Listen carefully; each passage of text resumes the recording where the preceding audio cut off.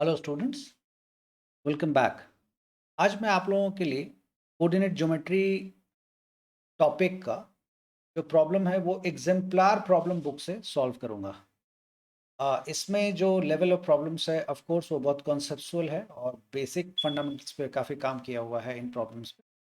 तो उम्मीद है कि ये सारे प्रॉब्लम्स बनाने के बाद आपका कोऑर्डिनेट ज्योमेट्री, पहले ही मैंने काफ़ी सारे सवाल, ऑलमोस्ट सारे सवाल मैंने सॉल्व कर दिए हैं एनसीईआरटी के। इसको सॉल्व करने के बाद मैं एक्सपेक्ट करता हूँ कि आपके सब तरह के सवालों का जवाब आप दे पाएंगे। तो चलिए हम लोग स्टार्ट करते हैं कोऑर्डिनेट ज्योमेट्री एग्जाम्पलर प्रॉब्लम।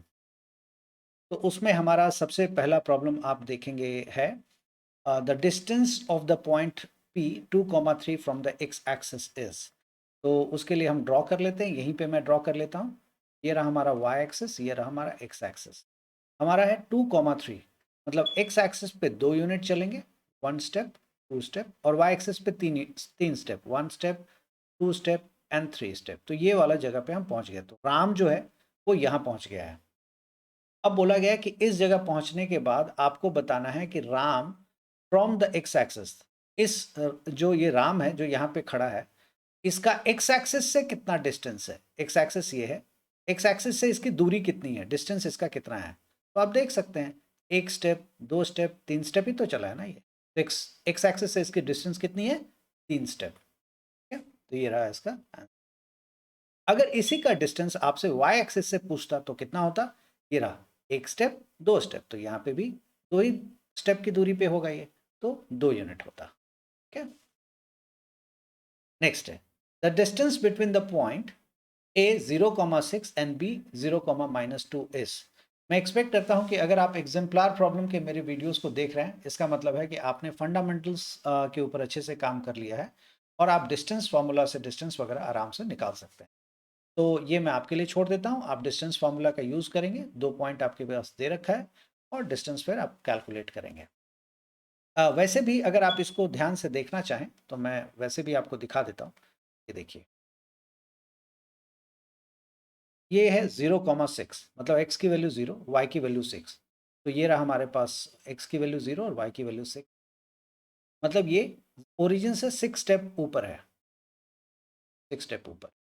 और ये है 0,-2। तो 0,-2 मतलब यहाँ पे है ना, 0,-2। लेकिन ये ओरिजिन से कितना नीचे है, 2 यूनिट नीचे है। तो बोला गया इसका डिस्टेंस आप बताइए। तो बहुत आसान है, इसका डिस्टेंस वैसे ही आप देख सकते हैं, 6 यूनिट ऊपर है और 2 यूनिट नीचे है। तो लेंथ इसका कितना हो जाएगा, लेंथ कितना हो जाएगा, 8 यूनिट का लेंथ आएगा, 8 यूनिट, या डिस्टेंस आएगा 8। आप कैलकुलेट करेंगे तो भी 8 यूनिट ही आएगा।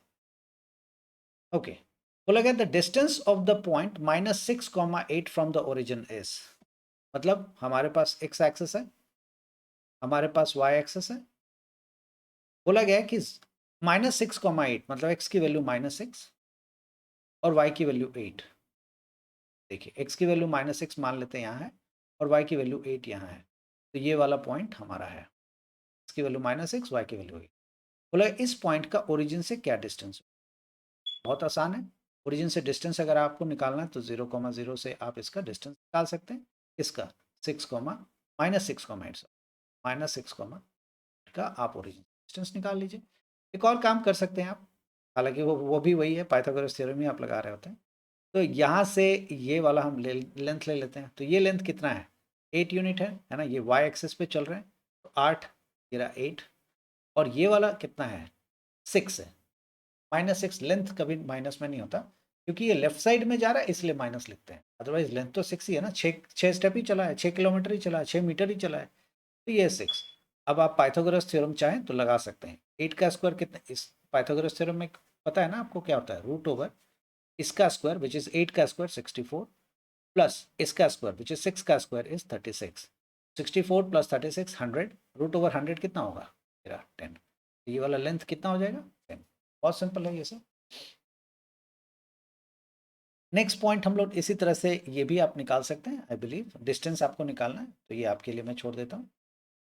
Okay, AOBC is a rectangle whose three vertices are A, B and C. The length of its diagonal is, बोला गया AOBC is a rectangle whose three vertices are 0,3, आके दिखा देता हूँ आपको। देखिए सबसे पहले एक्सेस बना लेते हैं।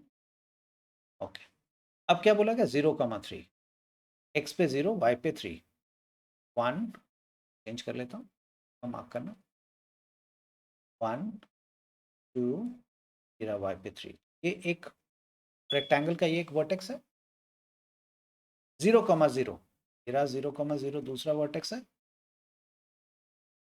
तीसरा है 5,0, एक्स की वैल्यू 5 है, 1 3 4 5, and AOBC is a rectangle whose three vertices are vertices 0,3, 0, 0 and 5, the length of its diagonal is okay. Although अगर चौथा वर्टेक्स नहीं भी दिया है तो आप निकाल सकते हैं, और दे दिया है तो भी तब तो और अच्छा है, नहीं दिया है तो भी आप वर्टेक्स भी निकाल सकते हैं और डायगोनल भी निकाल सकते हैं, डायगोनल का लेंथ। अब आपके दिमाग में आ रहा होगा कि भाई डायगोनल तो बन ही नहीं पाएगा तो कैसे हम निकालेंगे। भाई कोई बात नहीं, रेक्टेंगल का हम ये तो जानते हैं ना कि ये वाला साइड, ये वाला साइड, दो साइड तो पता है, जितना बड़ा ये होगा उतना ही बड़ा ये भी होगा, ये बात तो आप मानेंगे, और जितना बड़ा ये है उतना ही बड़ा ये भी होगा, ये आप मानेंगे। तो चलिए ये कोऑर्डिनेट हम निकाल लेते हैं। हालांकि इसके बगैर भी हम डायगोनल निकाल सकते थे, क्योंकि ये वाला जो होगा ये भी तो डायगोनल होगा, ये नहीं भी दिया रहता तो भी तो यही डायगोनल होता ना। तो इसका लेंथ ये वाला कोऑर्डिनेट और ये तो दिया ही हुआ है, हो गया। जो एक डायगोनल होगा वही दूसरा डायगोनल का लेंथ भी होगा, क्योंकि रेक्टेंगल में डायगोनल्स हमेशा इक्वल होते हैं। रेक्टेंगल में डायगोनल्स क्या होते हैं? इक्वल होते हैं। तो रेक्टेंगल्स में क्योंकि डायगोनल इक्वल होते हैं, तो जो एक डायगोनल का लेंथ होगा वही दूसरे डायगोनल का भी लेंथ होगा। तो अगर ये नहीं भी दिया रहेगा, ये वाला जैसे नहीं दिया होता, तो भी हमारा काम होता, बड़े आराम से होता। लेकिन हम लोग क्या करेंगे, चलिए मान लेते हैं कि ये वाला कोऑर्डिनेट अब हम लोग निकालते हैं। इस कोऑर्डिनेट को कैसे निकालेंगे देखिएगा। ये कोऑर्डिनेट यहाँ से यहाँ जो चलेगा वही यहाँ से यहाँ भी चलेगा। तो ये कोऑर्डिनेट यहाँ पे कितना है देखिए, 1 2 3 4 5, तो ये होगा 5। और ये ऊपर कितना गया है तो देखिए 1 2 3, ये 5,3, ये है ऐसा। तो चारों कोऑर्डिनेट्स मिल गया। लेंथ ऑफ डायगोनल आप निकाल सकते हैं। ये वाला कोऑर्डिनेट आपके पास देखिए 5,0 है और ये 0,3 है ना, हो गया। अब लेंथ ऑफ डायगोनल आप बड़े आराम से निकाल सकते हैं डिस्टेंस फार्मूला से। या तो आप इस पे डिस्टेंस फार्मूला लगा लीजिए, या तो आप इस पे डिस्टेंस फार्मूला लगा लीजिए। आप निश्चिंत रहिए, दिखने में 5,3 है, 0,0 है, 0,3 है, 5,0 है, लेकिन वैल्यू सेम आएगा, रिजल्ट एब्सोल्युटली सेम आएगा। आप ट्राई करके देख सकते हैं, सिंपली डिस्टेंस फार्मूला लगाना है। ओके, नेक्स्ट है the perimeter of a triangle with vertices 0, 4, 0, 0 and 3, 0। फिर से हम एक बनाते हैं। ये वाई एक्सिस है, एक्स एक्सिस है। क्या बोला गया, वर्टाइसेस है 0, 4, मतलब एक्स की वैल्यू 0 है, वाई की वैल्यू 4 है। 1 2 3 4, ये एक वर्टेक्स है। ओके, नेक्स्ट है 0, 0, 0, और थर्ड है 3, 0, 3, 0। एक्स पे 1 2, ये हमारा 3,0 एक वर्टेक्स है, 0,4 दूसरा वर्टेक्स है, एंड 0, 0 तीसरा वर्टेक्स है। जाहिर सी बात है, इसको यहाँ से ऐसे करके अगर जोड़ दें हम लोग, यहाँ से ऐसे करके अगर जोड़ दें तो ये ट्राइंगल बन गया ना, ये वाला एक ट्राइंगल हो गया पूरा। अब बोला गया इस ट्राइंगल का पेरीमीटर आप बताइए। कैसे बताएंगे आप पेरीमीटर? पेरीमीटर के लिए क्या होता है, लेंथ ऑफ साइड्स होता है। तो इस वाले साइड का लेंथ आप निकालना चाहते हैं, डिस्टेंस फार्मूला से आप निकाल सकते हैं, लेकिन इसकी कोई ज़रूरत नहीं है। क्यों? क्योंकि ये 0 से यहाँ कितना यूनिट है, 3 यूनिट ही तो है ना, तो इसका लेंथ तो 3 हो गया। ये 0 से कितना ऊपर गया है, 4 यूनिट गया है, तो ये कितना ऊपर है, 4 यूनिट है, तो इसका लेंथ भी 4 ही है। अब ये आप पाइथागोरस थ्योरम से निकाल लीजिए, तो ये 5 आएगा, है ना। पाइथागोरस थ्योरम लगाएंगे, 4 का स्क्वायर 16, 3 का स्क्वायर 9, 16 + 9 = 25, तो √25 कितना होता है, 5। ये वाला लेंथ कितना हो गया, 5। पेरीमीटर आप निकाल लीजिए, 5 4 9 3 12, पेरीमीटर इज 12 सेंटीमीटर और 12 यूनिट। तो नहीं लिखा हुआ, आप लिखेंगे। तो ये क्वेश्चन भी हो गया, ये रहा 12। Okay, the area of a triangle with vertices this and this is. तो मैं ये वाला भी आपको करके दिखा देता हूँ। देखिए ये हमारा एक्स एक्सेस है, ये हमारा वाई एक्सेस है। ओ मैं रख लिया था मैंने। ये हमारा वाई एक्सेस है और ऊपर तक चला जाता हूँ। अब मैं पेन को चेंज कर बोला गया the area of a triangle with vertices 3 0, मतलब एक्स पे 3 है, 1 2 और ये रहा 3। तो 3,0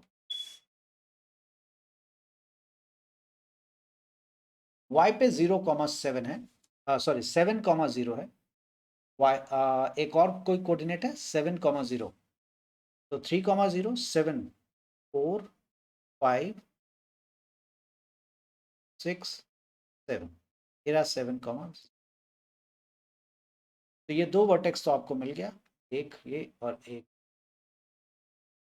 उसके बाद 8,4, एक्स की वैल्यू 8 है, 8 और वाई की वैल्यू 1 2 यहाँ पे। तो ऐसा जोड़ेगा ये।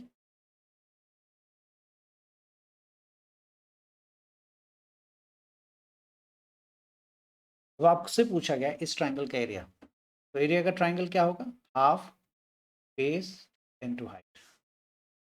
बेस क्या है, ये वाला पूरा बेस है। मैं और कलर चेंज कर लेता हूँ, change the colour to white. ये वाला हमारा बेस है और ये बेस का लेंथ तो बहुत सिंपल है। देखिए 3 से लेके 7 तक पहुंचा है, तो कितना होगा, 4 यूनिट का डिस्टेंस है ना, पूरा 1 यूनिट 2 यूनिट 3 यूनिट और 4 यूनिट। तो हाफ इंटू 4 इंटू हाइट। आप एक एक या दो वीडियो अगर आप पीछे जाएंगे तो आपको मैंने बताया था कि हाइट हाइट निकालने के लिए ट्राइंगल जबकि टेढ़ा है, ऑब्ट्यूज एंगल ट्राइंगल है, ये ऑब्ट्यूज एंगल बना रहा है, तो ऐसे ट्राइंगल का हाइट कैसे निकालते हैं, कुछ नहीं करते, आपको हाइट ही तो चाहिए। तो यहाँ से लेकर के यहाँ तक मेजर कर लीजिए कितना है, खत्म हो गया। और ये मेजरमेंट आप कैसे करेंगे, बजाय इसके कि आप पाइथागोरस थ्योरम या पता, खैर इसमें तो पाइथागोरस थ्योरम नहीं लगेगा क्योंकि राइट एंगल ट्राइंगल नहीं है ये। तो हम कैसे करेंगे इसको, इसको करने के लिए हम लोग हाइट हम निकालेंगे। कैसे निकालेंगे, ये कोऑर्डिनेट देखिए ना, इसी से आपको पता लग जाएगा। ये वाला कोऑर्डिनेट क्या है, मेरे ख्याल से 4 है, 8,4, यस दिस कोऑर्डिनेट इज 8,4। 4 का मतलब क्या होता है, 4 यूनिट ऊपर। तो यहाँ से 4 यूनिट ऊपर मतलब इतनी ऊंचाई है ना, 4 ही यूनिट तो ऊंचाई है। तो एक और 4 मल्टीप्लाई कर दिया, मतलब हाइट इसकी 4 है। तो 2 2 जा 4 4 2 जा 8 स्क्वायर यूनिट हमारा एरिया है। बहुत ही सिंपल है ये। मैं फिर से रिपीट करता हूँ कि कोई भी ऑब्ट्यूज एंगल ट्राइंगल अगर होगा, अगर उसका आपको हाइट चाहिए तो कहीं भी साइड में आप खड़े होकर के इसकी ऊंचाई तो गिनिए कि कितना ऊंचा है। तो जरूर थोड़ी, अब ये अगर आप यहाँ से लेकर के ऐसे करके करेंगे तो ये ऊंचाई नहीं होगी, ये लेंथ नहीं है। लेंथ तो हमेशा परपेंडिकुलर होता है, ये ध्यान रखिएगा, ये डिस्टेंस हमेशा परपेंडिकुलर होता है। तो यहाँ से लेकर के यहाँ तक जब आप पूरा मेजर करेंगे तो वो आपका हाइट होगा, और वो हाइट तो दे ही रखा है ना। ये कोऑर्डिनेट कितना है 8,4, 8,4 का मतलब यहाँ से लेके यहाँ तक 8, सॉरी यहाँ तक 8 और यहाँ से यहाँ तक 4। तो ये तो ऊंचाई तो 4 ही है, हाइट तो 4 है, हो गया हाइट 4। बेस मैंने बताया आपको 4 कैसे है, 3 से लेके 7 तक है, तो आप काउंट कर लीजिए, 3 से 4 1, 4 से 5 2, 5 से 6 3 एंड 6 से 7 4। 4 यूनिट आपका बेस भी हो। तो half into base into height solve करेंगे तो 8 स्क्वायर यूनिट आपको एरिया मिल जाएगा। तो 8 स्क्वायर यूनिट ये रहा, आप देख सकते हैं स्क्वायर यूनिट आपका।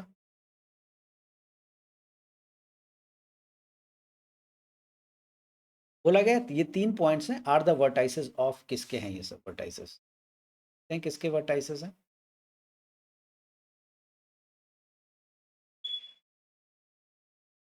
Y access, x access. बोला गया -4,0 4,0 और 0,3। तो -4,0 तो और थोड़ा पीछे चेंज कर लेते हैं, -4,0 मतलब 1 2 4, ये रहा -4,0। ठीक, फिर 0,4 है या शायद 4,0, 4,0 एंड 0,3, 4,0 x की वैल्यू 4, 1,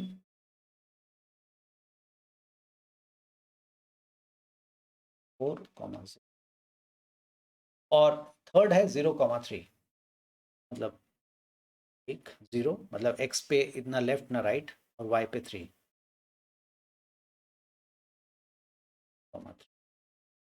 अब आप इसको जब यहाँ से जोड़ेंगे, इसको जब यहाँ से जोड़ेंगे, अब आप देख सकते हैं किस तरह का ट्रायंगल है, ऐसे ही पता लग रहा है। आप देख सकते हैं कि ओरिजिन से जितना दूर हमारा राइट साइड में है उतना ही दूर ओरिजिन से लेफ्ट साइड में भी है? तो नीचे का बेस तो इक्वली डिस्ट्रीब्यूटेड है और हाइट बिल्कुल बीचों बीच है, बिल्कुल बीचों बीच। तो ये साफ साइन है कि ये आइसोसेलेस ट्रायंगल है, मतलब जितनी डिस्टेंस इसका होगा उतनी ही डिस्टेंस इसका होगा। मतलब अगर ये दोनों बराबर दूरी पे हैं ओरिजिन से, इधर भी उतना ही है इधर भी उतना ही है, तो अगर आप सेंटर से जितना उठाते चले जाएंगे तो यहाँ से यहाँ की दूरी और यहाँ से यहाँ की दूरी बराबर होगी। यहाँ से यहाँ का डिस्टेंस, यहाँ से यहाँ का डिस्टेंस इक्वल होगा, यहाँ से यहाँ का डिस्टेंस और यहाँ से यहाँ का डिस्टेंस हमेशा इक्वल होगा। ये आप बना के भी देख सकते हैं। लेकिन ठीक है, अगर आपको ये नहीं पता लग रहा है कोई बात नहीं, आप क्या कीजिए 0,3 और -4,0 का डिस्टेंस निकाल लीजिए। मुझे विश्वास है कि ये तो आप कर सकते हैं। चलिए मैं निकाल के एक क्वेश्चन का दिखाई देता हूँ। -4,0 और 0,3, क्या फार्मूला होता है? x2 - x1, x2 हमारा 0 है, मान लेते हैं ये x2 है हमारा 0, माइनस x1, तो x1 क्या होगा? -4, तो माइनस माइनस प्लस 4 का whole square, plus y2 - y1, y2 हमारे पास कितना है 3, माइनस y1 हमारे पास 0, तो ये 4 का स्क्वायर 16 एंड 3 का स्क्वायर 9, 16 + 9 25, 25 का रूट कितना होता है 5। ठीक है, तो ये वाला साइड हमारा कितना आ गया 5 यूनिट। अब ये वाला निकालते हैं, अब देखेंगे ये वाला भी वही आएगा। ये देखिए 4 - 0 मतलब x2 - x1, तो 4 - 0 का whole square plus 0 - 3, that is 0 - 3 का, which is रूट ओवर 4 का square 16 plus 9 which is equals to 25 का स्क्वायर रूट क्या होता है 5। देखिए आ गया ना दोनों 5, ये वाला भी लेंथ 5, ये वाला, तो दो साइड अगर इक्वल है तो ये क्या कहलाएगा आइसोसेलेस। लेकिन इक्विलैटरल भी हो सकता है कि ऑप्शन में हो, तो इक्विलैटरल के लिए थर्ड साइड भी आपको देखना पड़ेगा। तो थर्ड साइड का आपके पास उपाय है कि इन दोनों के बीच का डिस्टेंस निकाल लीजिए या कॉमन सेंस लगा लीजिए। यहाँ से यहाँ तक 4 यूनिट है और इधर भी 4 यूनिट है, तो टोटल लेंथ कितना हो गया 8 यूनिट, 8 यूनिट। तो ऑफकोर्स ये 5 5 और ये कितना है 8 है, इसीलिए ये इक्विलैटरल ट्रायंगल नहीं है। फिर क्या है ये आइसोसेलेस ट्रायंगल है। क्यों? क्योंकि दो साइड्स आपस में इक्वल है। ठीक है, होपफुली ये बात आपका क्लियर हो गया। तो ये रहा हमारा आइसोसेलेस ट्रायंगल है ये सब। स्केलिन नहीं है क्योंकि स्केलिन में तीनों साइड्स अनइक्वल होते हैं, इक्विलैटरल ट्रायंगल में तीनों साइड्स इक्वल होते हैं। ये मैंने एक्सप्लेन कर दिया कि तीनों साइड्स तो इक्वल है ही नहीं इसका। अब है राइट एंगल ट्रायंगल, तो राइट भी नहीं था ये क्योंकि 90 डिग्री का एंगल कहीं पे भी नहीं बना। हो गया ये। नेक्स्ट प्रॉब्लम पे आते हैं हम लोग। मुझे विश्वास है कि ये टॉपिक बहुत ईजी था, इसलिए मैंने उसको जल्दी से निपटा दिया। The point which divides the line segment, बोला गया the point which divides the line segment joining this and this in the ratio internally lies in which quadrant. Interesting. तो हम लोग क्या करते हैं, अगर आप चाहें तो अगर सिर्फ क्वाड्रेंट चेक करना है तो आप एक बार पिक्चर बना के देख लें, शायद इसी से आपको इसका क्लू मिल जाए। नहीं तो फिर तो कैलकुलेट कर ही लेंगे हम लोग। क्या बोला गया 7, -6, मतलब x की वैल्यू 7 है, y की वैल्यू -6 है, इधर है। अब आपको क्लू नहीं मिलेगा क्योंकि दूसरा पॉइंट इधर है, तो आप नहीं जानते 1:2 के रेशियो में जब डिवाइड हो रहा है तो कहाँ होगा। तो इसकी जगह फिर आप क्या कीजिए कि ये रहा एक पॉइंट A विच इज़ 7, -6 और दूसरा पॉइंट है B विच इज़ 3, 4। इन दोनों को डिवाइड जो किया जा रहा है, एक कोई लाइन है या एक कोई पॉइंट है P जो इसको एक सर्टन रेशियो में डिवाइड कर रहा है। किस रेशियो में डिवाइड कर रहा है? 1:2 के रेशियो में डिवाइड कर रहा है। हमेशा मैंने बताया कि जब आप रेशियो लिखते हैं तो लेफ्ट टू राइट लिखा करेंगे, इसलिए मैंने 1 अब बोला गया कि आप बताइए कि P का कोऑर्डिनेट क्या होगा। कोऑर्डिनेट से हमें पता लग जाएगा, कोऑर्डिनेट से हमें पता लग जाएगा, कोऑर्डिनेट का साइन से पता लग जाएगा कि किस कोऑर्डिनेट में लाई करता है, इसीलिए मैं कोऑर्डिनेट निकालने की कोशिश। तो ये P पॉइंट की कोऑर्डिनेट निकालेंगे, तो देखिए P का कोऑर्डिनेट कैसे निकालते हैं। मैंने बताया था इसके लिए ये और इसके लिए ये है। मैं एक्सपेक्ट करता हूँ कि आप एग्जाम्पलार के प्रॉब्लम्स को बना रहे हैं तो आपने बेसिक प्रॉब्लम अच्छे से सॉल्व कर लिया होगा, सो दैट कि आपको इसमें दिक्कत न, कम से कम फंडामेंटल्स में दिक्कत ना रहे।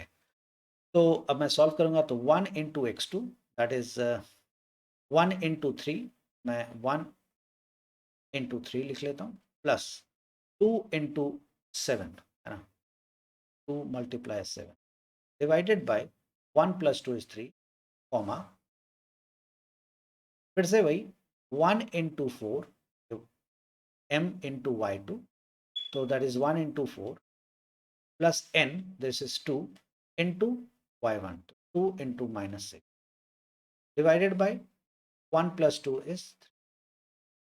तो सॉल्व करेंगे, 1 × 3 is 3 plus 7 2 is 14, 14 plus 3 is 17/3, comma 1 × 4 is 4 minus 12 upon 3. इसको अगर सॉल्व करें तो 17/3, कॉमा 4 - 12 कितना होता है, -8/3, -8। अब देखिए x क्या है, पॉजिटिव, y क्या है, नेगेटिव। अब आप क्वाड्रेंट तय कर लीजिए, इसमें क्या होता है, x भी पॉजिटिव, y भी पॉजिटिव। इसमें क्या होता है, x नेगेटिव, y पॉजिटिव। इसमें दोनों पॉजिटिव। इसमें क्या होता है, x तो पॉजिटिव ही रहता है, y क्या होता है, नेगेटिव होता है। ये कौन सा क्वाड्रेंट हुआ, थर्ड क्वाड्रेंट है, क्वाड्रेंट। ठीक है, तो ये आपको पता लग गया कि किस क्वाड्रेंट में लाई करता है, आंसर। नेक्स्ट क्वेश्चन है, the point which lies on the perpendicular bisector of the line segment joining the point this and this. This is interesting. Okay.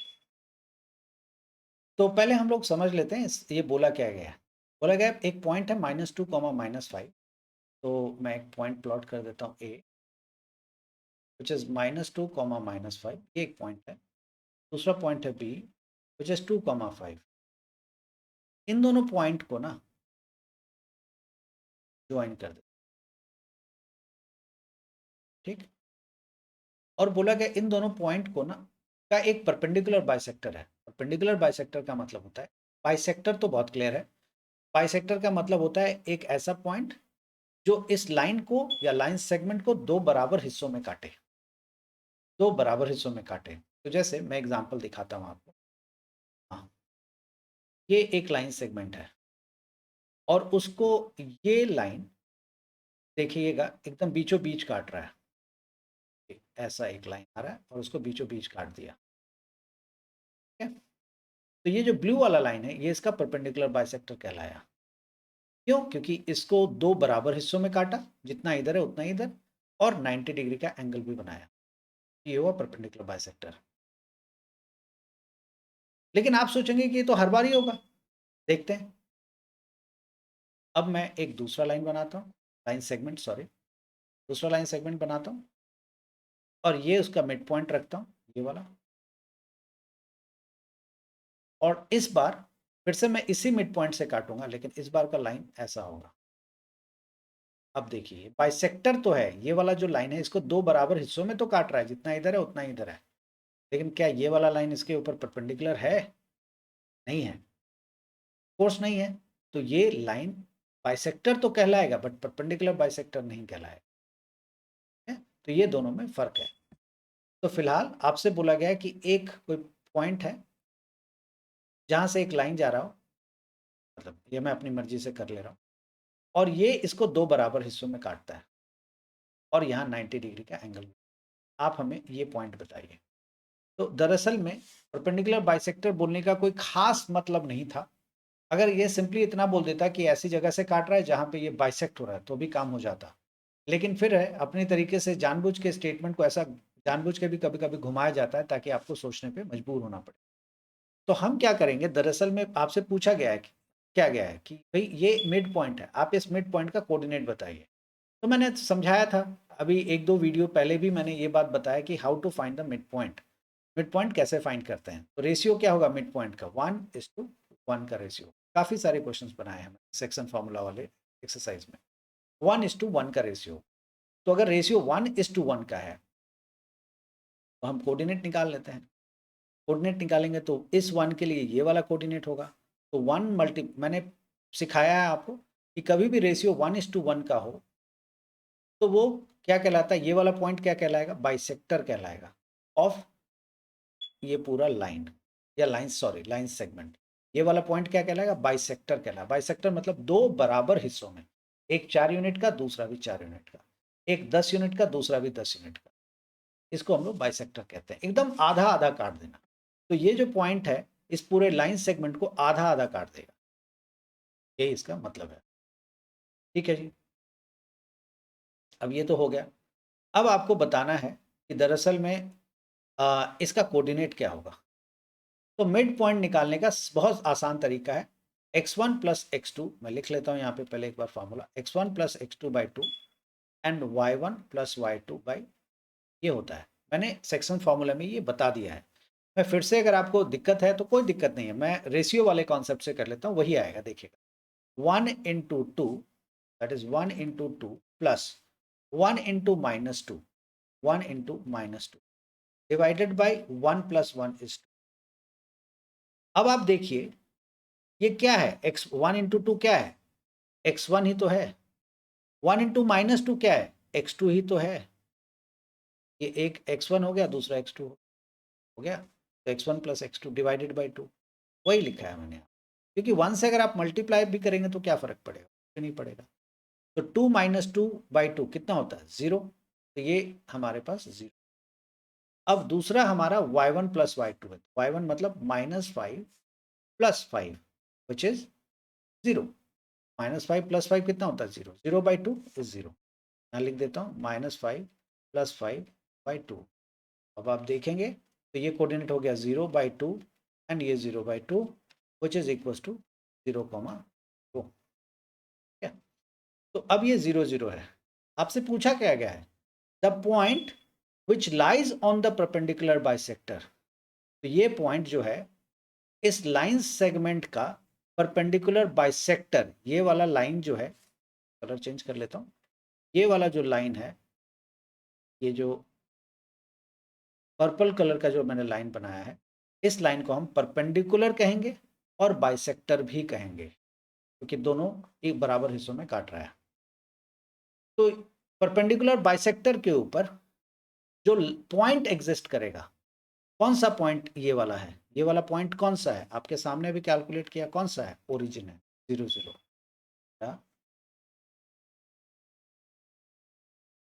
उम्मीद है कि ये आप समझ पाए होंगे। अब मैं आगे प्रोसीड करता हूं। देखिए, अब मैं ये दो सवाल और आपके लिए बनाता हूं। The fourth vertex D of a parallelogram, एक पैरेललोग्राम है ABCD। तो मैं एक पैरेललोग्राम बनाता हूं ABCD।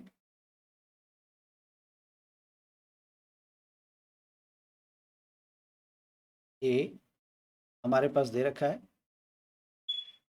-2,3, बी दे रखा है 6,7, सी वो भी दे रखा है 8,3, डी ये भी दे रखा है, पता नहीं, सॉरी नहीं दे रखा है। The fourth vertex D of a parallelogram ABCD whose 3 vertices are, ये दे दिया गया है। तो एक पैरेललोग्राम है जिसके 3 वर्टाइसेस दे दिए गए हैं। चौथा वर्टेक्स आपको ढूंढना है। ये हम कैसे ढूंढ पाएंगे, ये जानना है हमें। आखिर हम क्या करेंगे कि चौथा वर्टेक्स ढूंढेगा? तो बहुत सारे तरीके हैं जिससे कि हम चौथा वर्टेक्स ढूंढ सकते हैं, लेकिन उसमें से बहुत सारे ऐसे तरीके भी हैं जिससे कि अगर हम ढूंढने की कोशिश करेंगे तो बहुत लंबा हो जाएगा। तो हम कैसे ढूंढेंगे इसको, ये मैं आपको बताता हूँ। चलिए इसको निकाल लेते हैं, फोर्थ वाला वर्टेक्स। उसको कैसे हम देख लेते हैं इसको। तो फोर्थ वाले वर्टेक्स के लिए ना, अगर आप ये वाला AD एक साइड है, हम जानते हैं कि पैरेललोग्राम में ऑपोजिट साइड्स इक्वल होते हैं। तो अगर ये इस साइड को अगर हम इसके इक्वल दिखाएं इसका नाम x कॉमा वाई मान लें, इसका नाम अगर हम x कॉमा वाई मान लें, इसका डिस्टेंस हम निकालें जो कि एक्स वाई के टर्म्स में आएगा, और इसका डिस्टेंस निकालें जो कि एक वैल्यू आएगा, मान लेते हैं 7 आया या 8 आया। जब इसको इससे इक्वेट करेंगे तो एक इक्वेशन बनेगा जो कि एक्स वाई के फॉर्म में होगा। यही लॉजिक हम यहाँ पे भी लगाएंगे, उससे भी एक इक्वेशन बनेगा जो कि एक्स वाई के फॉर्म में होगा, और दोनों को सॉल्व करके हम एक्स वाई की वैल्यू निकाल लेंगे, लेकिन वो बहुत बड़ा होगा, काफ़ी लंबा होगा। हम क्या करते हैं, एक दूसरे कॉन्सेप्ट को यूज़ करते हैं। हम ना इसका एक डायगोनल ड्रॉ कर लेते हैं, और ये वाला भी एक डायगोनल ड्रॉ, ध्यान से देखिएगा। मैंने एक दो वीडियो में ये बात बताया है कि पैरेललोग्राम का जो डायगोनल्स होता है वो एक दूसरे को बाइसेक्ट करता है। बाइसेक्ट का मतलब हो गया कि अगर ये वाला डायगोनल हमारे पास टोटल इसका मेजरमेंट 12 यूनिट है, 12 मीटर सेंटीमीटर, आपको जो कहना है क्या, तो ये डायगोनल जब इधर से आएगा तो इसको दो बराबर टुकड़ों में काट देगा। ये इसको 6 टुकड़ा इधर दे देगा, 6 टुकड़ा इधर दे देगा, मतलब अगर ये 12 है तो 6 का हो जाएगा। और यही काम ये वाला जो है, ये ब्लू वाला डायगोनल, मैं एक लाइन इस पे ब्लू का भी डाल देता हूँ, ये ब्लू वाला जो डायगोनल है ना, ये पर्पल वाले डायगोनल के साथ भी यही करेगा। ये ब्लू वाला डायगोनल भी पर्पल वाले डायगोनल को दो बराबर हिस्सों में काटेगा। मतलब अगर ये 10 सेंटीमीटर का है तो ये इसको 5 सेंटीमीटर और 5 सेंटीमीटर में काटेगा। तो कहने का मतलब है कि इसी को कहते हैं diagonals bisect each other, measurement दोनों का कुछ भी हो लेकिन वो दोनों एक दूसरे को बराबर हिस्सों में काटते हैं। अब और इसका जो इस वाले डायगोनल का, अगर मैं इसको ए बी, इसका नाम सी रख लेता हूं, सी ए का जो मिड, सी ए वाला जो डायगोनल है इसका जो मिड पॉइंट होगा, मिड पॉइंट कर देता हूं, ये वाला जो मिड पॉइंट होगा सी ए का, वही मिड पॉइंट बी डी का भी होगा। ये मैं पहले भी दिखा चुका हूं, और पैरेललोग्राम का ये प्रॉपर्टी है, आप लोगों ने 9th क्लास में पढ़ा होगा, मैं उसको रिपीट कर रहा हूं कि AC का जो मिड पॉइंट होता है वही BD का भी मिड पॉइंट होगा। क्यों? क्योंकि दोनों एक दूसरे को बिल्कुल बीचों बीच काटते हैं। तो इस वाले का जो बीच होगा, AC का जो बीच होगा, वही BD का भी बीच होगा। बीच मतलब हिंदी वाला बीच, इंग्लिश वाला बीच मत समझ। तो ये मिड पॉइंट हुआ।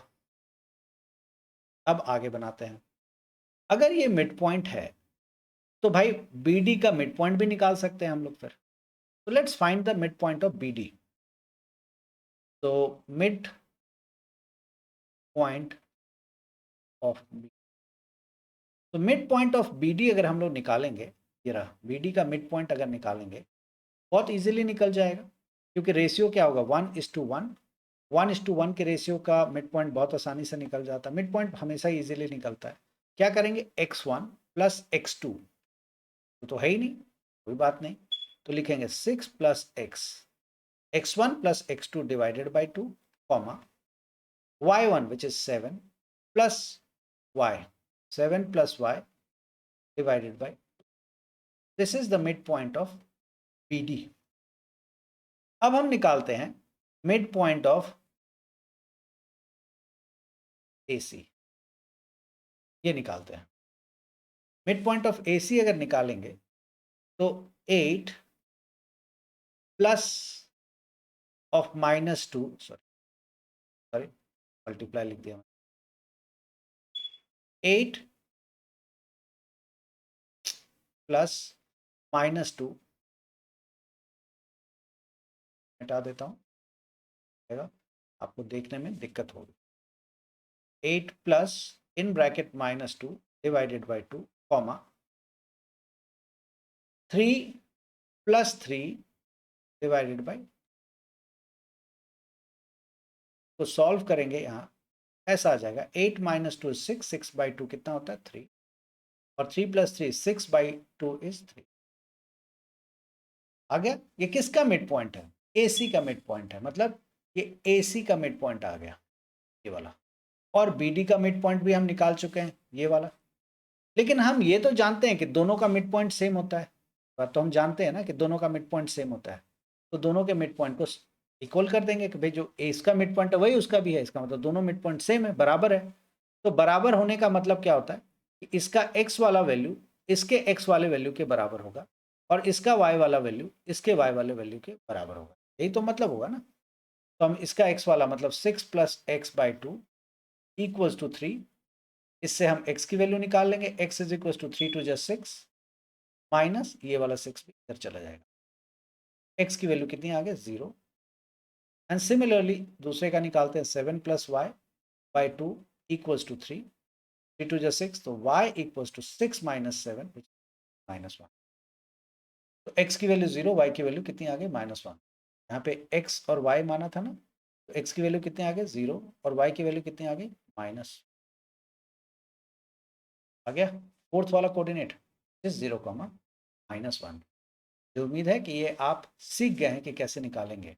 इसमें अगर आपने डिस्टेंस फार्मूला लगा के दोनों को इक्वेट किया होता तो बहुत लंबा निकलता, ये बहुत मुसीबत होती है, इसीलिए फिर मैंने इसको छोटे तरीके से दिखाया है। उम्मीद है कि ये आप समझ गए होंगे। मैं नेक्स्ट प्रॉब्लम की तरफ मूव करता हूँ।